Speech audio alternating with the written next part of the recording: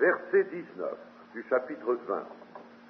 Le soir de ce jour qui était le premier de la semaine, les portes du lieu où se trouvaient les disciples étant fermées à cause de la crainte qu'ils avaient des Juifs, Jésus vint, se présenta au milieu d'eux et leur dit « La paix soit avec vous ».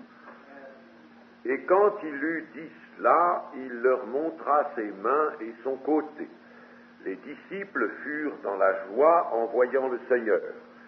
Jésus leur dit de nouveau, « La paix soit avec vous, comme le Père m'a envoyé, moi aussi je vous envoie. » Après ces paroles, il souffla sur eux et leur dit, « Recevez le Saint-Esprit. Ceux à qui vous pardonnerez les péchés, ils leur seront pardonnés, et ceux à qui vous les retiendront, ils leur seront retenus. » Thomas, appelé Didyme, l'un des 12, n'était pas avec eux lorsque Jésus vint. Les autres disciples lui dirent donc, « Nous avons vu le Seigneur. » Mais il leur dit, « Si je ne vois dans ses mains la marque des clous, et si je ne mets mon doigt dans la marque des clous, et si je ne mets ma main dans son côté, je ne croirai point. » 8 jours après, les disciples de Jésus étaient de nouveau dans la maison et Thomas se trouvait avec eux. Jésus vint, les portes étant fermées, se présenta au milieu d'eux et leur dit, « La paix soit avec vous. » Puis il dit à Thomas, « Avance ici ton doigt et regarde mes mains. Avance aussi ta main et mets-la dans mon côté, et ne sois pas incrédule, mais crois. » Thomas lui répondit, « Mon Seigneur et mon Dieu. » Jésus lui dit, « Parce que tu m'as vu, tu as cru. Heureux ceux qui n'ont pas vu et qui ont cru. » Jésus a fait encore en présence de ses disciples beaucoup d'autres miracles qui ne sont pas écrits dans ce livre. Mais ces choses ont été écrites afin que vous croyiez que Jésus est le Christ, le Fils de Dieu, et qu'en croyant, vous ayez la vie en son nom. Amen. Les disciples, et nous verrons que disciples ne s'entend pas ici seulement des apôtres, les disciples étaient dans un certain lieu, et dans une pièce, ce premier jour de la semaine, et ils avaient soigneusement fermé les portes. Quand il est dit ici que les portes du lieu où se trouvaient les disciples étaient fermées, ça veut dire qu'elles étaient fermées de telle sorte qu'on ne puisse point les ouvrir de dehors.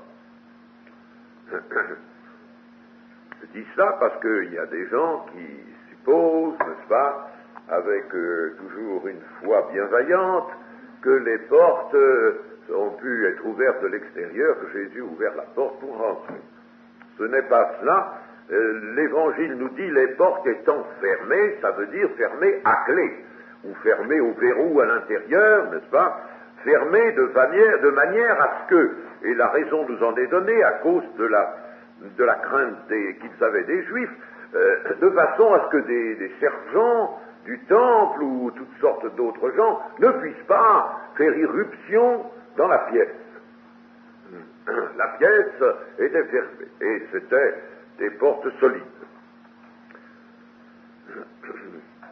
Il est question des portes, les portes au pluriel, parce que il s'agissait certainement de portes à 2 battants. Les portes étaient donc fermées dans la pièce où se tenaient les disciples, et tout à coup,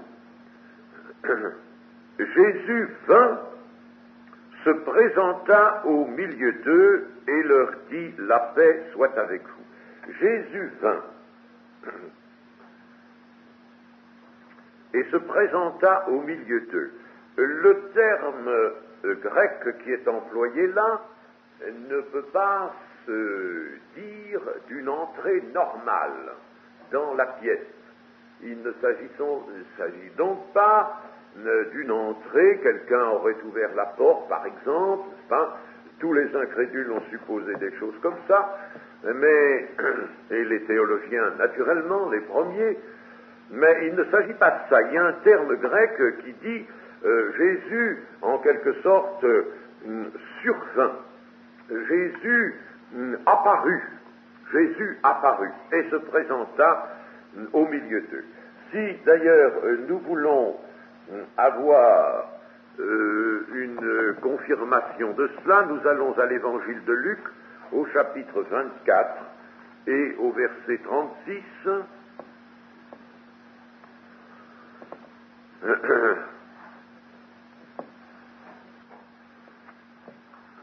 Qui nous relate la même apparition. Verset 36, tandis qu'il parlait de la sorte, lui-même se présenta au milieu d'eux et leur dit, la paix soit avec vous. Saisis de frayeur et d'épouvante, ils croyaient voir un esprit. Et pourquoi ça? Parce que, justement, les portes ne s'étaient pas ouvertes. Ils savaient bien que les portes étaient bien barricadées. Ils croyaient voir un esprit parce que rien ne s'était ouvert, ni porte ni fenêtre. Par où était-il entré? Cela était tellement étrange que les disciples sont bouleversés. Ce bouleversement, cette frayeur, Jean ne la mentionne pas.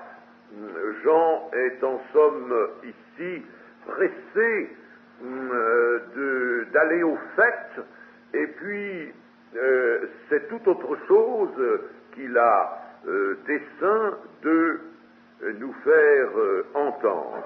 Par conséquent, il ne mentionne pas cela, mais il suffit que ce soit mentionné dans un autre évangile. Évidemment, c'est toute une question, le corps de Jésus entre toutes portes et fenêtres fermées dans une pièce faite de murs de pierre, même si c'était des murs en bois, ce serait exactement la même chose. Dans une pièce bien fermée, Jésus entre sans se servir d'aucune ouverture. C'est donc que son corps peut passer à travers les obstacles. Ah, évidemment, ça bouleverse un petit peu nos connaissances habituelles et surtout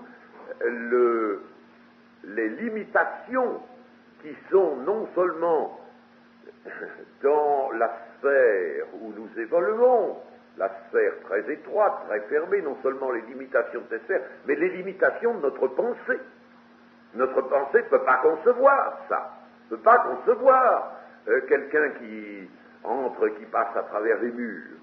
Pas possible. Eh bien, pourtant, il en est ainsi. Et il faut dire que le corps de Jésus, qui, c'est encore l'évangéliste Luc qui le dit, Jésus montrera qu'il a bien un corps. D'ailleurs, ici, il fait toucher à Thomas ses plaies, mais il fera mieux encore dans le récit de Luc.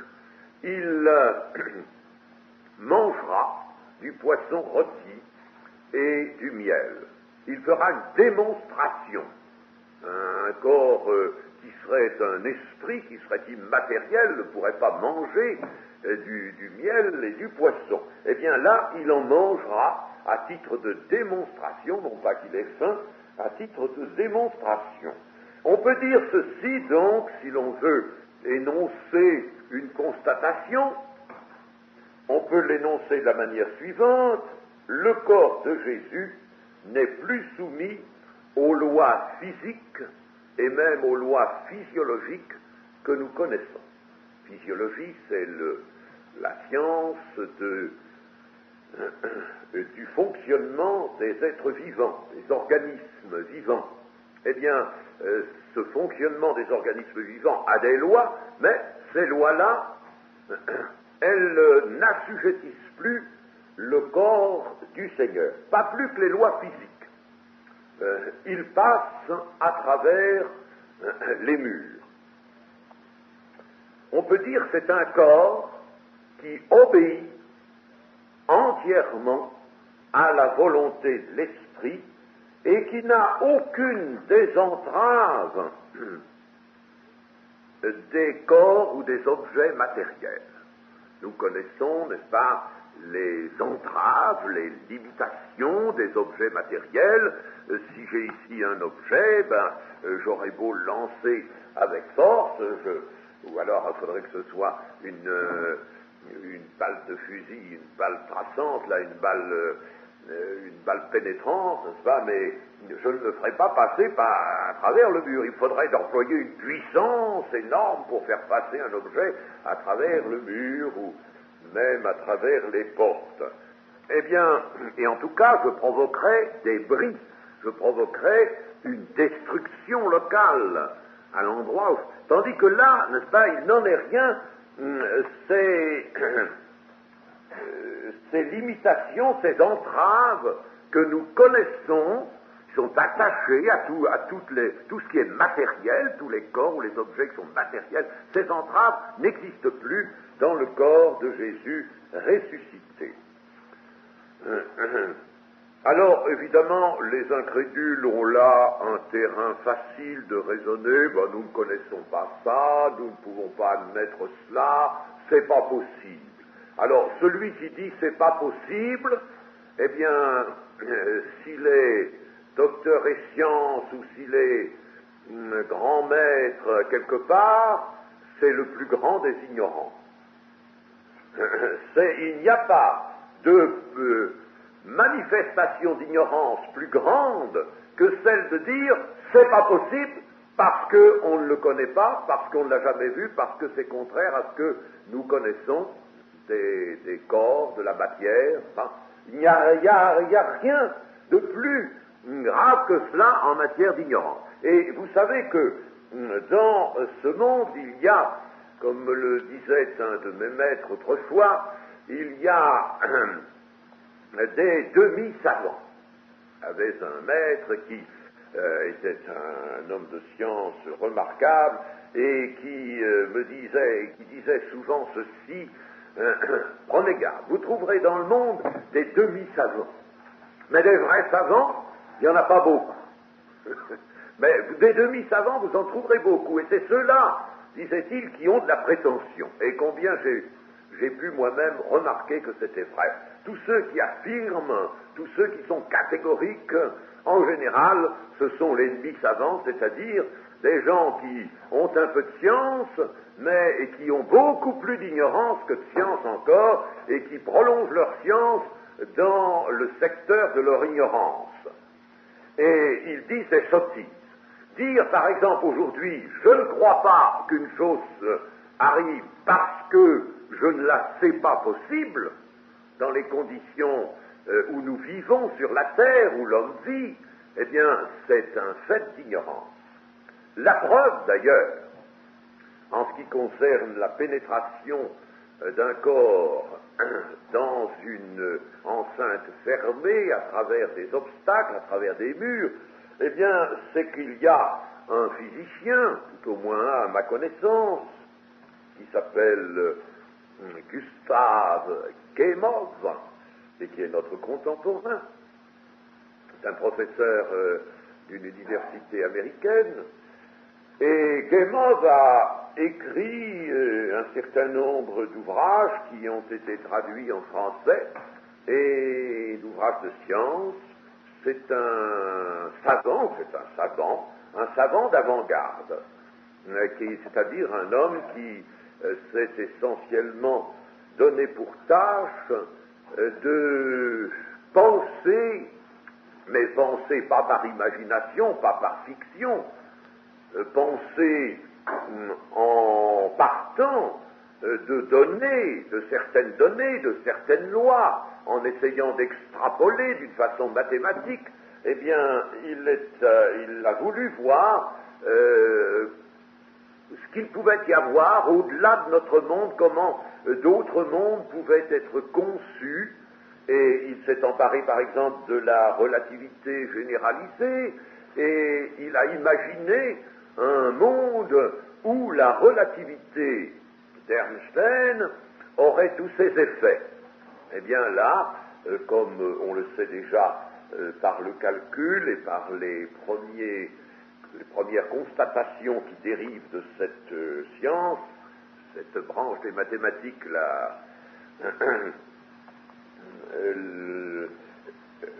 la relativité généralisée, eh bien, les corps deviennent plus courts. Alors, lui, dans son livre sur ce problème, il montre notamment un cycliste qui va très vite, n'est-ce pas, et puis alors qui est raccourci comme ça. En tout cas, c'est un des effets de la relativité généralisée que le raccourcissement des choses. C'est une chose qu'on ne peut pas comprendre. On ne peut pas comprendre non plus, par exemple, les effets de la relativité sur le temps. Et le voyageur, par exemple, de Langevin qui, selon ses calculs, par le moyen de cette fameuse branche des mathématiques qui s'appelle le calcul tensoriel, Langevin avait imaginé un homme quittant la Terre à une très grande vitesse, puisque vous savez que la relativité déploie ses effets à haute vitesse, à grande vitesse. Alors il avait imaginé un homme quittant la Terre et partant à la vitesse de la lumière, environ 300 000 km à la seconde, vers une certaine destination à laquelle il parvenait au bout d'un an de la Terre. Il y avait donc une distance d'une année-lumière. C'est la manière de mesurer dans l'espace. Une distance d'une année-lumière. Puis aussitôt arrivé à son but, il revient à la même vitesse sans s'arrêter sur la Terre. Alors, le petit calcul arithmétique bien simple, n'est-ce pas, 1 plus 1 égale 2, nous fait dire que puisqu'il il ne s'est pas arrêté, il est allé à vitesse constante, la vitesse de la lumière, aussi bien au retour qu'à l'aller, eh bien alors il a voyagé pendant une année, plus une année égale 2 ans. Et on est content, on écrit, voilà, il est parti, au bout de 2 ans il revient. Mais, si l'on fait agir la relativité, quand notre homme revient sur la Terre, il s'est passé 200 ans. Il s'est passé 200 ans. Des choses qu'on ne peut pas comprendre, il y a bien des choses qu'on ne peut pas comprendre, chers amis, quand on examine les effets, certains effets des connaissances mathématiques et physiques, par exemple dans le vaste univers, eh bien on en arrive à penser, on en arrive à ceci, n'est-ce pas? C'est que on pourrait voir le passé encore en marche, on pourrait voir par exemple Napoléon et ses campagnes, on pourrait même voir peut-être aller plus loin et voir Louis XVI, et voir Louis XV, Louis XIV, Henri IV, en plein milieu de sa cour et tout ça, si on faisait le tour de l'univers et si on venait de l'autre côté du temps, enfin vous voyez, il y a toutes sortes de choses qui sont incompréhensibles pour nous. Cela nous montre que notre esprit connaît les choses du cadre où nous vivons, les lois qui nous renferment, qui nous régissent, mais ne connaît pas plus. Or, il y a bien plus. Il y a bien plus. Et pour en venir à ce Gaimard, ce physicien Gaimard, il avait même imaginé dans un livre ce qu'il appelle la jungle quantique. La jungle quantique. C'était il supposait un monde où la constante quantique, vous ne savez pas ce que c'est, ça n'a pas important. La constante quantique avait une valeur différente. La constante quantique est quelque chose de tout à fait particulier qui donne, si vous voulez, leur expression aux lois physiques qui nous régissent. Si l'on change la constante quantique par hypothèse, et il n'y a pas de raison qu'il n'y ait pas un monde où elle soit différente, une constante, n'est-ce pas, c'est quelque chose, c'est une valeur qui ne bouge pas, qui ne change pas, mais si on change cette constante, eh bien, on a un monde tout à fait différent du nôtre, Et dans ce monde, notamment, l'une des choses particulières, c'est qu'il y a pénétration de la matière par la matière. Et alors, pour illustrer ça,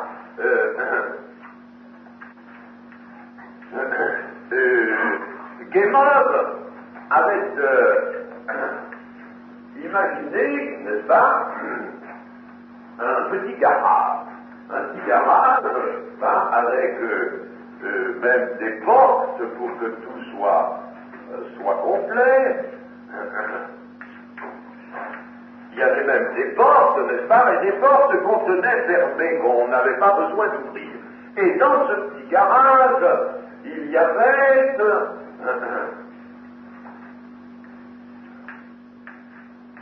une voiture automobile. Une voiture automobile qui était dans ce garage, n'est-ce pas? Et le garage était fait de murs. Eh bien, on pouvait faire sortir. Et cette voiture, il la suppose tout à fait mécanique, faite comme nos voitures, comme celles que nous connaissons. Eh bien, il suffit d'agir sur les lois dont on dispose pour faire sortir la voiture sans rien ouvrir. On n'aurait même pas besoin de faire des portes au garage. Ce serait absolument inutile. On fait sortir la voiture de son garage sans que rien ne soit brisé et sans qu'on ait besoin d'ouvrir les portes. Voilà la conclusion. C'est une illustration des conclusions auxquelles il est arrivé par le moyen des mathématiques, ce qui montre donc, voyez, que les gens qui disent « mais c'est pas possible qu'on passe à travers un mur », ce sont des ignorants, parce que même des savants aujourd'hui sont obligés d'admettre que ça peut exister. Ce n'est pas avec ça que je veux vous expliquer le passage de Jésus à travers les murs de la pièce où étaient les disciples, mais c'est pour montrer, n'est-ce pas, qu'il ne faut jamais s'engager avec les raisonneurs. Dites-vous bien ceci, c'est que quand des gens, au nom de la science, vous disent ceci et cela, méfiez-vous de ces gens-là. La plupart du temps, leur science est une simple science de compilation et qui n'a rien de véritable. Ils ont puisé ça dans toutes sortes de livres, d'ouvrages, et ça n'a aucune valeur. En tout cas, quand ils disent « la chose n'est pas possible », c'est sûr qu'ils font preuve d'ignorance. Alors, le Seigneur entre et cette particularité de son corps de pouvoir entrer, pénétrer dans la pièce sans rien ouvrir, donc à travers l'obstacle matériel que sont les murs ou la porte, eh bien, cela, c'est quelque chose qu'il nous faudra mettre au compte du corps nouveau, et c'est ce qui expliquera aussi son ascension. Le corps du Seigneur n'étant plus retenu à la terre par les lois physiques qui nous régissent nous-mêmes. Les disciples sont là, et les disciples, ce ne sont pas seulement les apôtres. Voyez Luc 24, 33. Luc 24, 33. Lorsqu'il... Non, je suis mal... Luc 24, 33, se levant à l'heure même, ils retournèrent à Jérusalem, et ils trouvèrent les 11, et ceux qui étaient avec eux assemblés, et disant, le Seigneur est réellement ressuscité, et il est apparu à Simon. Voyez-vous, ils étaient donc les 11, et ceux qui étaient avec eux assemblés. Par conséquent, il y avait non seulement des apôtres, mais des disciples.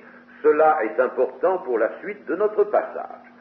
Le Seigneur prononce cette parole, la paix soit avec vous. Ce n'est pas une salutation seulement, c'est bien plus que cela. D'ailleurs, c'est prononcé 2 fois dans le cours de cette première visite. C'est que le temps est venu de posséder la paix, car tout est accompli, l'homme nouveau vient de naître.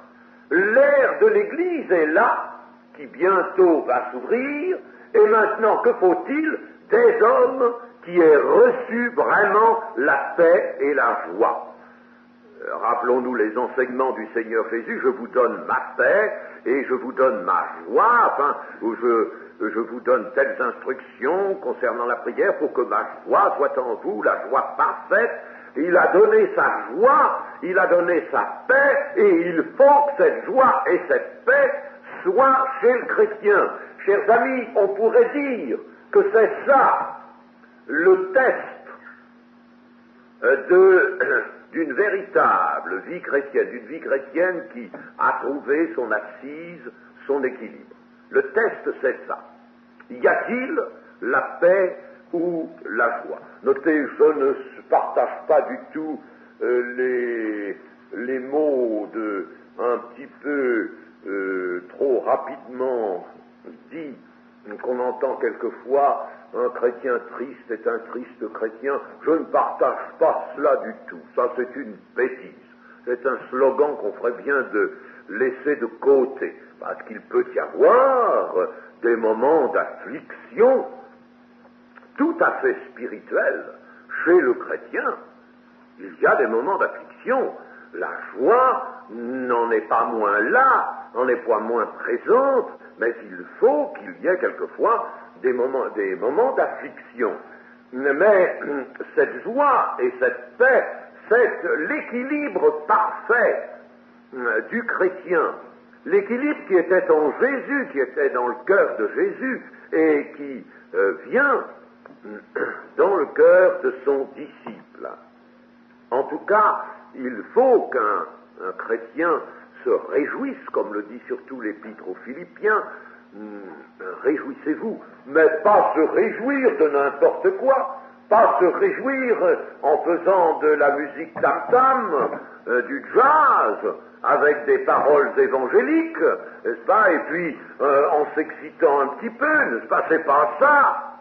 Se réjouir de ce que nos noms sont écrits dans le ciel, se réjouir de ce que le Seigneur est en nous, se réjouir des choses, bien entendu, qui sont du ciel et non de la terre.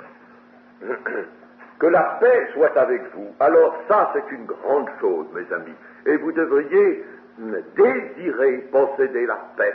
Si vous n'avez pas la paix, c'est que quelque chose cloche. Vous bronchez de quelque manière, c'est sûr. C'est pas le Seigneur qui est en faute. Ça ne peut être que vous. Le Seigneur n'est jamais en faute. Jamais. Ça ne peut être que le disciple qui soit en faute. Eh bien, si vous bronchez d'une manière ou de l'autre, évidemment, vous ne connaîtrez pas la paix et la joie, mais il faut les connaître. Ce n'est pas une joie exubérante, vous savez. Pas une joie exubérante. C'est pas seulement la joie, seulement de crier Alléluia à certains moments, n'est-ce pas? C'est d'avoir la joie tout au long de son pèlerinage, de sa vie courante sur la terre, de posséder la joie et la paix. Le temps donc est venu de posséder la paix, car tout est accompli, l'homme nouveau est né, et maintenant l'Église va se composer de pierres vivantes, c'est-à-dire d'hommes nouveaux à l'image de Jésus. Puis, pour que les apôtres et les disciples n'aient plus le moindre doute pour les aider à croire à la résurrection, nous avons noté hier combien ils avaient de mal à y parvenir. Alors Jésus va leur montrer ses mains et son côté. Il va le leur montrer lui-même, les mains et son côté, de façon à ce qu'ils croient. Et puis, au verset 21, le Seigneur répète, leur dit de nouveau, voyez-vous, leur dit de nouveau, la paix soit avec vous. Ce n'est pas une salutation, il l'a déjà dit une fois, mais il ajoute, comme le Père m'a envoyé, moi aussi je vous envoie. Et ça, c'est la grande délégation, c'est la transmission, nous l'avons dit au chapitre 17, en étudiant le chapitre 17, la transmission du ministère de Jésus à l'Église. Ça, c'est la transmission. comme le Père, de la même manière, avec les mêmes objectifs, avec les mêmes pouvoirs. Vous allez le recevoir bientôt, le pouvoir, à la Pentecôte. Eh bien, avec tout cela, je vous envoie de la même manière. Je ne vais pas vous envoyer comme, n'est-ce pas, un maître ouvrier enverrait ses élèves en leur disant, vous m'avez vu faire, vous avez vu ce que j'ai fait. Eh bien, faites-le vous aussi, mais quant à l'outillage, il m'appartient, je le prends et je l'emporte. Alors les pauvres élèves se trouveraient à devoir exécuter un ouvrage sans les mêmes outils que l'ouvrier maître. Ce ne serait pas raisonnable. Tandis que Jésus ne fait pas cela. Jésus il va leur donner tout pouvoir. Nous allons le voir venir dans la suite. Il va leur donner tout pouvoir, il va leur donner la force, et la Pentecôte viendra pour qu'ils possèdent cette puissance. Et la puissance qui vient à la Pentecôte, c'est précisément pour exercer le ministère de Jésus. C'est pour ça, mes amis. Et nous aurions bien besoin de reconsidérer cela, le don du Saint-Esprit, le baptême du Saint-Esprit, qui est un baptême de puissance, est donné pour cela, pour l'exercice du ministère du Seigneur Jésus par l'Église. Je ne dis pas par un seul homme. Je ne reconnais à aucun homme le pouvoir de faire ce qu'a fait Jésus seul. Mais Jésus transmet à son corps, et son corps, c'est plusieurs. Chacun sa fonction, chacun son ministère. Un homme qui veut faire le ministère du Seigneur Jésus, non. Non. Le ministère est transmis à l'Église, au corps, mais non pas à un seul homme. Ça, jamais. Et cette transmission, cette idée d'une transmission à un seul homme, qui a fait naître la papauté.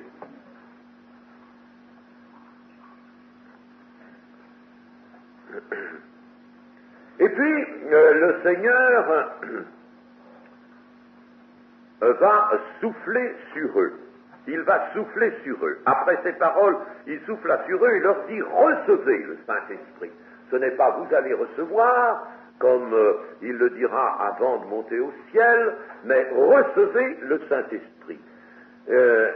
N'oublions pas que ce souffle, c'est bien par un souffle que l'homme a été créé. Et le Créateur, c'était bien celui-là même qui est ici, c'est-à-dire la parole faite chair. Avant d'être faite chair, la parole avait créé. En tout cas, c'est par Jésus, par lui, maintenant qu'il est fait chair et qu'il est glorifié, eh bien, il a retrouvé tous les attributs de la divinité, la gloire qui était la sienne, et par conséquent, c'est bien lui. Il a en plus un corps humain qui est passé par mort et par résurrection, mais c'est bien lui, Jésus, qui est le Créateur et qui a soufflé dans les narines de l'homme pour faire de lui un être vivant.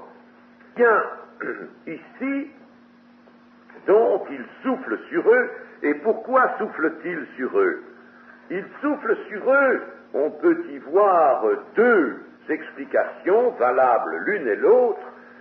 La première, il souffle sur eux pour sceller les pouvoirs qu'il leur donne à l'instant, et notamment cette mise en possession du ministère. C'est important. Comme j'ai été envoyé, moi aussi je vous envoie, et un peu plus loin, nous allons voir le pouvoir de pardonner. Eh bien, il souffle sur eux pour sceller le pouvoir qu'il leur donne. Première explication. Deuxième explication,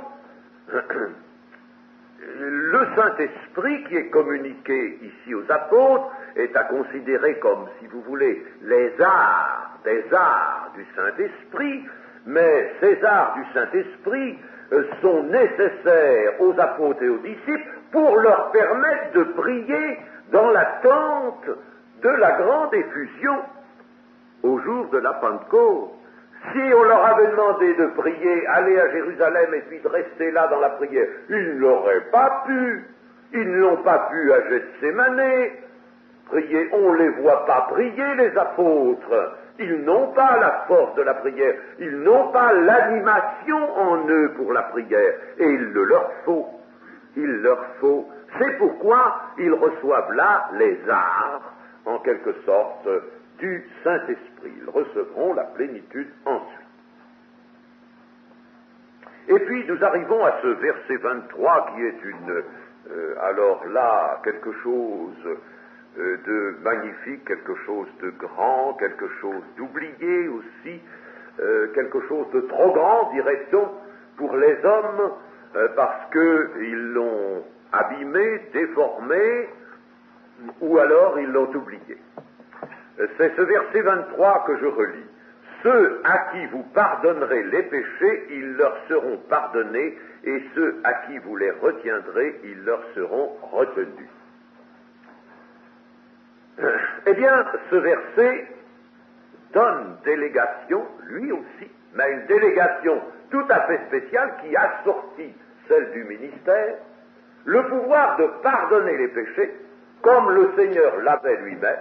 Ce pouvoir, il le remet donc, et je dis non pas seulement aux apôtres, puisqu'il y en avait d'autres, et il parle à tous, aux apôtres et aux disciples qui étaient là, et bien entendu à ceux qui vont continuer l'œuvre, comme il l'a dit au chapitre 17, tous ceux qui croiront, je ne prie pas seulement pour les premiers, pour les contemporains, mais tous ceux qui croiront par leur parole. Ainsi donc, c'est une délégation faite aux disciples de Christ, aux vrais disciples naturellement. Ceux à qui vous pardonnerez les péchés, ils leur seront pardonnés, et ceux à qui vous les retiendrez, ils leur seront retenus. Eh bien, c'est proprement donner le pouvoir de donner ou de refuser le salut. Ah, on ne s'en sert pas dans l'Église, ça il faut bien le dire, on ne s'en sert pas. On ne s'en sert pas. Et le mouvement de Pentecôte a repris des vérités qui avaient été, elles aussi, oubliées ou décriées même, décriées comme l'imposition des mains aux malades et la guérison des malades. Ça, c'est encore décrié par certains groupements évangéliques. Un peu moins, mais ça l'est encore. En tout cas, ça l'avait été. Et puis, le baptême du Saint-Esprit, comme une expérience qui peut se distinguer, elle peut coïncider avec la nouvelle naissance, mais elle doit aussi se distinguer d'elle. C'est un revêtement de puissance. Alors ça, la Pentecôte a dégagé ces choses et repris cela. Mais la Pentecôte n'a pas tout repris et elle n'a pas repris ça. Et c'est dommage. Et c'est dommage pour elle. Rien ne nous empêche de le faire. Mais attention, n'est-ce pas, vous allez voir de quoi il retourne. En tout cas, c'est quelque chose dont on ne parle pas dans nos milieux, et c'est à tort. Et c'est à tort. Et nous prenons nos modes d'évangélisation sur les gens qui autrefois, eux, ne considéraient pas le ministère de l'Église comme étant la prolongation du ministère de Christ. Ils avaient des restrictions, ils apportaient des restrictions. Et nous prenons nos modes d'évangélisation à ces gens-là, aux baptistes non réveillés, aux baptistes fédération, par exemple, nous les prenons aux frères larges, etc. Mais c'est une erreur! C'est une erreur! Et c'est là-dessus que je ne suis pas d'accord avec, n'est-ce pas, ce qui se pratique dans nos assemblées, ici, nos assemblées de Dieu. On va chercher modèle sur eux, mais non, n'allons pas chercher modèle sur un Billy Graham. Et Billy Graham ne veut pas. Il a peut-être fait des déclarations qui semblent dire qu'il acceptait la notion de baptême de Saint-Esprit. Mais en tout cas, il ne pratique rien de tout cela. C'est pas sur lui qu'il faut copier. D'abord, il faut copier sur personne. Il faut prendre ces directives de Christ. Et, chers amis, c'est dommage qu'on ait oublié ce verset. Il y a plus ici qu'une offre de pardon. Vous savez comment les évangéliques, différents évangéliques, quel sort ils font à ce verset?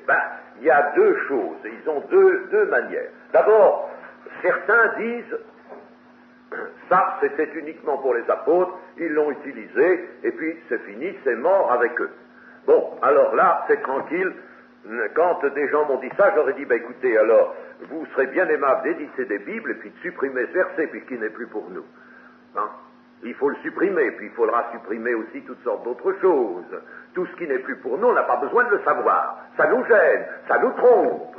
On croit que c'est pour nous, puis ça n'est pas pour nous, d'après ce que vous dites. Alors, il vaudrait mieux le supprimer. Hein? Alors, il y en a qui disent ça. Il y en a d'autres qui disent non, on ne peut pas supprimer cela. Mais voilà ce que veut dire ce verset. Il dit chaque fois qu'un évangéliste, ou même un simple disciple, il y a des disciples qui annoncent la parole, n'est-ce pas, tous ne sont pas évangélistes, il y a des disciples qui, dans des cas précis, particuliers, dans le témoignage, annoncent l'évangile. Bon, eh bien, chaque fois que quelqu'un, donc, annonce l'évangile à quelqu'un, à un autre, n'est-ce pas, il annonce l'évangile, eh bien, par sa prédication ou par son témoignage, il offre l'occasion de la foi à celui à qui il parle, il lui offre l'occasion de la foi, il lui offre l'entrée dans le royaume de Dieu, puis, si celui-là, il accepte, s'il exerce la foi, s'il dit oui, je veux bien, oui, j'accepte Christ comme mon sauveur personnel, bon, eh bien à ce moment-là, les péchés lui sont pardonnés, et le verset a joué, on lui a pardonné les péchés. Puis s'il refuse, eh bien, s'il refuse, on lui a retenu les péchés, on n'a pas pu les lui pardonner, par conséquent, ces péchés lui sont retenus. Voilà comment il voit le jeu de ce verset. Or, ce n'est pas cela. Et il est remarquable de voir, chers amis, que des commentateurs, tels que Frédéric Godet, qui ne sont pas de Pentecôte, eux, ont vu les choses tout autrement et ont vu les choses sagement. Et Frédéric Godet lui-même, dans son étude sur l'évangile de Jean, déclare, c'est un pouvoir. Et c'est un homme qui regarde de près le grec, n'est-ce pas? Il déclare, c'est un pouvoir. C'est un pouvoir qui est remis. Ce n'est pas simplement une offre de pardon ou une déclaration de salut ou de perdition par le moyen de la prédication. À ce moment-là, le pardon joue en quelque sorte indépendamment du prédicateur. Le prédicateur, il a fait son travail, et puis celui qui entend, il a saisi ou n'a pas saisi, il a exercé ou n'a pas exercé la foi, et alors il est pardonné ou il ne l'est pas. Non, il s'agit d'un pouvoir qu'utilisent les apôtres et leurs continuateurs pour enlever la condamnation des âmes ou pour la laisser subsister éternellement. Toute âme est sous le coup d'une condamnation à cause de ses péchés. Pour ne pas être condamné, il lui faut le pardon des péchés par Jésus-Christ. Eh bien, c'est le pouvoir de pardonner, un pouvoir tout comme le pouvoir de guérir. C'est cela. Et je vous dis, n'est-ce pas, Frédéric Godet et quelques autres voient cela. Seulement l'Église a décrié cela, a affaibli cette délégation. Alors, moi je suis navré, je vous assure, je suis navré devant des choses comme ça. Je suis navré, parce que qu'on abandonne une chose comme celle-là, n'est-ce pas? Bien sûr, c'est difficile à exercer. C'est très difficile à exercer. Parce que ça ne peut s'exercer que par l'Esprit de Dieu. Sans ça, vous feriez des erreurs tragiques, vous feriez de la fantaisie, et il faut soi-même être toujours sous la puissance de l'Esprit pour faire cela. On ne peut pas. Alors évidemment, ça requiert de l'homme une vie de sanctification. Il n'est pas possible de pardonner les péchés aux autres si on est soi-même dans les péchés. C'est pas possible. C'est pas possible. Il faut une vie de sanctification pour avoir un commerce libre avec l'Esprit. En tout cas, c'est bien ce pouvoir qui est donné. Attention, il est dit pouvoir, n'est-ce pas, délégué, et non pas un droit concédé.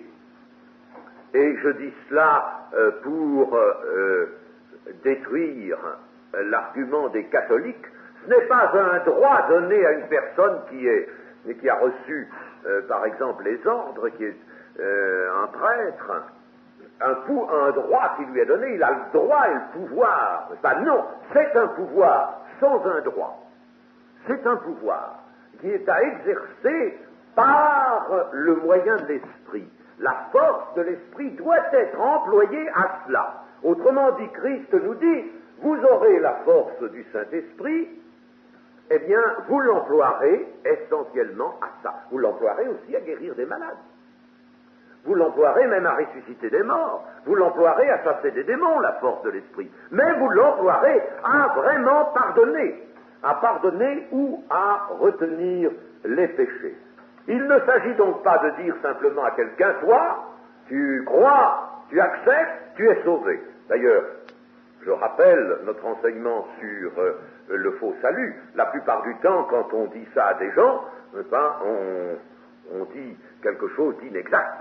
Parce que ce n'est pas par une simple adhésion, c'est pas parce qu'on a dit « Ah ben oui, je crois, ben oui, j'accepte, oui, Jésus-Christ, oui, tu es un pécheur, ben oui, je suis un pécheur, ben oui, je n'ai pas toujours été très droit dans ma vie, oui, j'ai bien des imperfections, oui, des fautes, oui, bien entendu, oui, c'est pas si grave que ça, mais enfin, on est un petit peu tout de même. Et puis alors, n'est-ce pas, tu crois que Jésus a pardonné le péché des hommes? Oui, je crois. Alors donc il t'a pardonné? Ben oui, tu crois cela? Oui. Alors tu es sauvé. Bon, c'est de la fantaisie, ça. C'est de la fantaisie. De la fantaisie tragique. Mais il ne s'agit pas même de dire, à bon escient, tu es sauvé ou tu es perdu, mais de dire, tes péchés te sont pardonnés. Ou bien le contraire, pas de dire, eh bien, Jésus ne te pardonne pas les péchés maintenant. Et la chose est ratifiée dans le ciel. C'est bien ce que nous dit. C'est ratifié dans le ciel. Allons voir un passage de Matthieu 18, n'est-ce pas? Ça doit être ratifié. C'est une délégation de pouvoir qui est entre les mains de ceux qui apportent l'évangile de Jésus-Christ. C'est une grande chose d'apporter l'évangile. C'est une très grande chose. Et il faudrait restaurer un petit peu la pensée de cela. Pardonner, évidemment, c'est bien le but de la proclamation de l'évangile. Et retenir les péchés, c'est ce qui a lieu, forcément, si le pardon ne peut pas être donné. Si le pardon ne peut pas être donné, les péchés sont retenus, le mot retenu d'ailleurs est bien à sa place, mais tout cela est à faire en pleine possession de l'esprit et sous la direction de l'esprit. Il faudrait que nous soyons constamment avec l'esprit et que la communion soit telle, la force du Saint-Esprit en nous soit telle que le Seigneur nous utilise pour lui exercer son pouvoir de pardonner à travers nous. C'est quelque chose. C'est quelque chose. Mesurons un peu, n'est-ce pas, combien nous nous éloignons de la force et de la vérité de la délégation de Jésus à son Église. Délégation de l'Évangile véritable. C'est ça. Je peux vous dire ce que c'est parce que n'est pas arrivé souvent de pardonner les péchés en utilisant pleinement cette délégation. J'ai fait comme beaucoup après, évidemment, dans l'Église. Moi, je dis, eh bien, vous repentez. Quand j'ai vu quelqu'un venir à la repentance, j'aurais dit, eh bien, alors là, vous avez le pardon de vos péchés en Jésus-Christ, n'est-ce pas, comme on dit. Vous avez, hein. Mais pour dire, tes péchés te sont pardonnés, je te le dis maintenant, au nom du Seigneur, tes péchés te sont pardonnés, je ne l'ai fait qu'une fois. Je ne l'ai fait qu'une fois. Mais je dois vous dire que cette fois m'a suffi pour déjà bien comprendre quelle était la force de cette délégation. C'était un jour dans un hôpital ou une clinique à Alger. Nous étions allés, quelques frères, voir un homme qui était à l'article de la mort. Et cet homme, nous avons un dimanche soir, après les réunions, nous nous sommes mis devant son lit, les uns les autres lui ont dit une parole. C'était un homme qui était maigre, décharné, et qui manifestement ne pouvait plus durer beaucoup. Et personne dans le groupe n'a eu la pensée de le guérir. Personne, mais pas moi plus que les quelques autres frères qui étaient là, n'avons pas eu la pensée de le guérir. Il y avait des frères qui étaient là, qui avaient le don de prophétiser. Il y avait des dons solides parmi les frères. Il y avait deux frères anciens qui étaient là. Et personne n'a eu l'idée de le guérir. Et puis on lui a parlé, il était lucide, tout à fait lucide. Et puis, il y a quelqu'un qui a donné une parole prophétique, courte, assez courte, une prophétie très courte, qui était une prophétie pour stimuler justement la foi. Et à cette prophétie, le malade a répondu magnifiquement.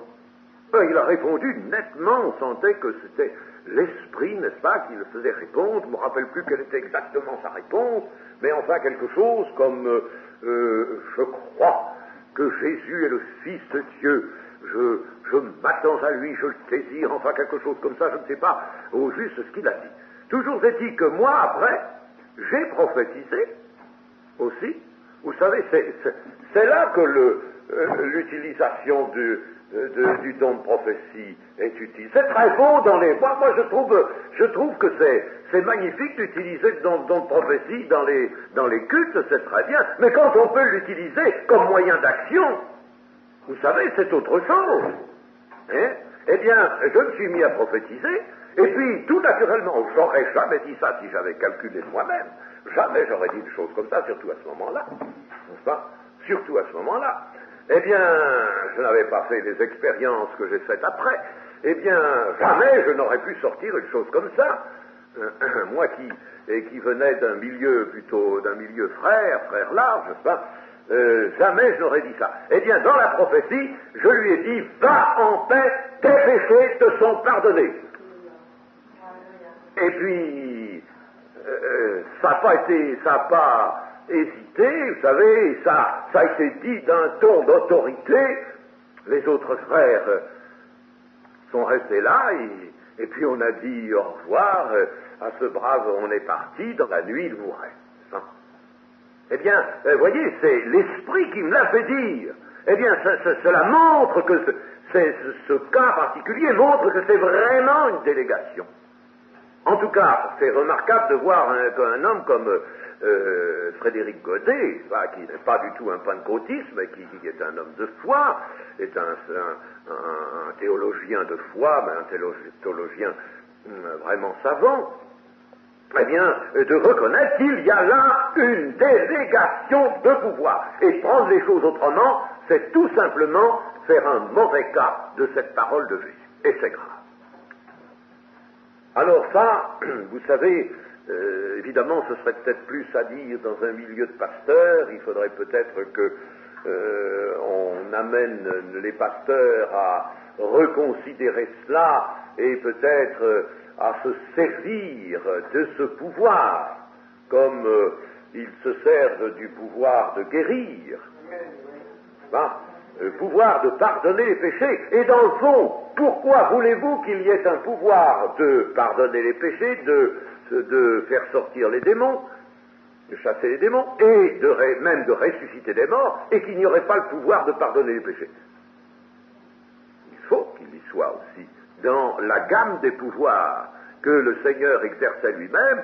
S'il remet tout à son Église, il faut qu'il y ait celui-là. En tout cas, n'est-ce pas, la chose est absolument certaine. C'est un pouvoir qui doit être exercé sous l'empire du Saint-Esprit, et naturellement par consultation de cet esprit.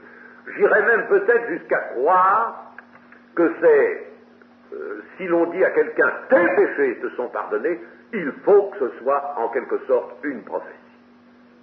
Voyez-vous, il faut que ça ait vraiment force de prophétie, que ça vienne par prophétie, parce que l'homme ne peut pas lui-même disposer d'un tel pouvoir. Mais il faut qu'il l'exerce. Il n'en dispose pas, mais il doit l'exercer. Il doit l'exercer. Matthieu 18 nous dit une chose analogue. Matthieu 18. Je vous le dis en vérité, tout ce que vous lirez sur la terre sera lié dans le ciel, et tout ce que vous délirez sur la terre sera délié dans le ciel. Par conséquent, voyez, lié sur la terre, eh bien, c'est ratifié dans le ciel. Le ciel, en quelque sorte, obéit aux disciples de Christ sur la terre. C'est le ciel qui se conforme à ce qu'a fait le disciple. Il faut que le disciple, bien entendu, le fasse selon l'esprit, selon la vérité. Vous pensez bien. Vous pensez bien. Mais il y a une ratification dans le ciel. Et ça, ce n'est pas... C'est merveilleux de voir que Dieu a délégué des pouvoirs et c'est en quelque sorte lier les mains. Si vous exercez ces pouvoirs comme il faut les exercer, par la puissance du Saint-Esprit, dans la vérité où vous conduira le Saint-Esprit, eh bien Dieu s'est lié d'avance les mains. Il ne peut qu'obéir. C'est quelque chose de grand et de magnifique. Eh bien, venons à la suite de notre texte. Voici une seconde apparition de Jésus, j'irai assez vite. Cette seconde apparition de Jésus nous montre l'intervention de Thomas. Thomas, appelé Didyme, l'un des 12, et qui n'était pas là la première fois, et qui entend la relation des autres disciples. Nous avons vu le Seigneur. Et puis lui, il répond, moi, si je ne vois pas dans ses mains la marque des clous, et même si je ne vais pas jusqu'à toucher la marque des clous, toucher les plaies, je ne croirai point. Et c'est 8 jours après, alors, que se fait cette seconde apparition, toujours dans la pièce, porte fermée, les portes étaient fermées, c'est mentionné aussi, et Thomas se trouvait là, et Jésus arrive encore, et il prononce encore « La paix soit avec vous ». Puis alors tout de suite, il s'adresse à Thomas, « Avance ici ton doigt et regarde mes mains, avance aussi ta main et mets-la dans mon côté, et ne sois pas incrédule, mais crois. » Le Seigneur Jésus était au courant, personne n'était venu lui dire cela, bien entendu, on n'avait plus de vie commune avec lui, mais le Seigneur savait cela. Et il va donc mettre Thomas en demeure d'accomplir ce qu'il a dit. C'est une humiliation, évidemment, pour cet apôtre. Il avait parlé d'une façon charnelle, bien sûr, façon charnelle, mais il est obligé de mettre son doigt. Avance ici ton doigt. Il y en a qui ont dit, mais il ne l'a pas fait. Avance ici ton doigt et regarde mes mains. Avance aussi ta main. Il avait donc déjà avancé. Et mets-la dans mon côté, ta main. Mets-la dans mon côté. Et il l'a fait, il a dû faire cela. Et ne sois pas incrédule, mais crois. Plus exactement dans le texte, c'est ne deviens pas incrédule. Ne deviens pas incrédule, mais crois. Car, voyez ce que veut dire le Seigneur, c'est ceci.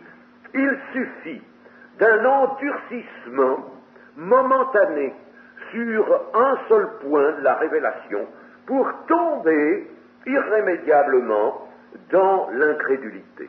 C'est un danger, cela. Et l'incrédulité, si on lui ouvre la porte, elle est capable de se développer comme une gangrène et de dévorer entièrement celui qu'elle saisit. Alors, prends bien garde à cela, dit Jésus, ne deviens pas incrédule, mais dépêche-toi de croire. Chers amis, c'est dangereux pour les chrétiens, et j'en rencontre quelquefois. Je suis obligé de leur dire, mais quoi? Allez-vous contester la parole du Seigneur? Quand on demande une explication sur un point, c'est pas compris, je ne sais pas ce que ça veut dire. Bon, c'est très bien de demander explication. Si on peut la donner, on la donne. Mais il faut la recevoir, cette explication, hein, quitte à la juger par l'esprit soi-même, mais il faut la recevoir. En tout cas, il faut s'efforcer toujours de comprendre. Si on ne comprend pas, il faut accepter parce que c'est la parole inspirée.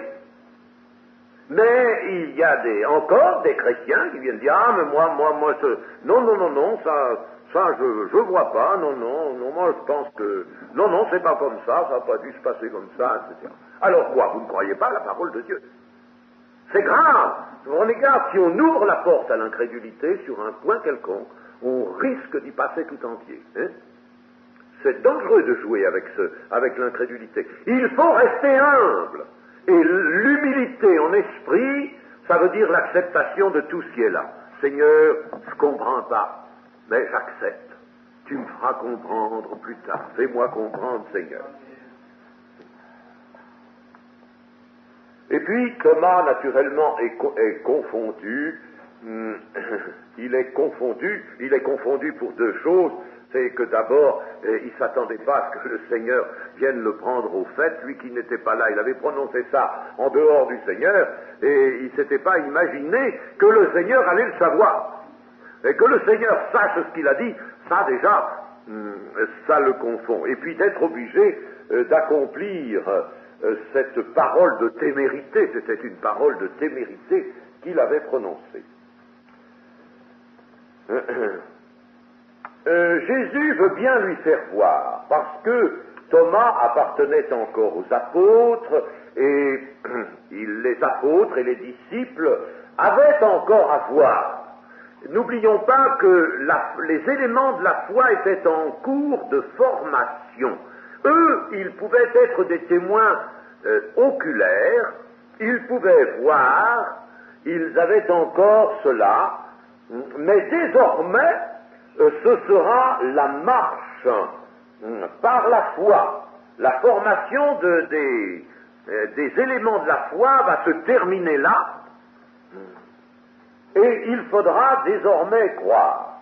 Et la foi de l'Église, elle, devra reposer sur le fondement de Christ et des apôtres, c'est-à-dire sur le témoignage apostolique. C'est pourquoi Jésus va dire, puisque tu m'as vu, tu as cru.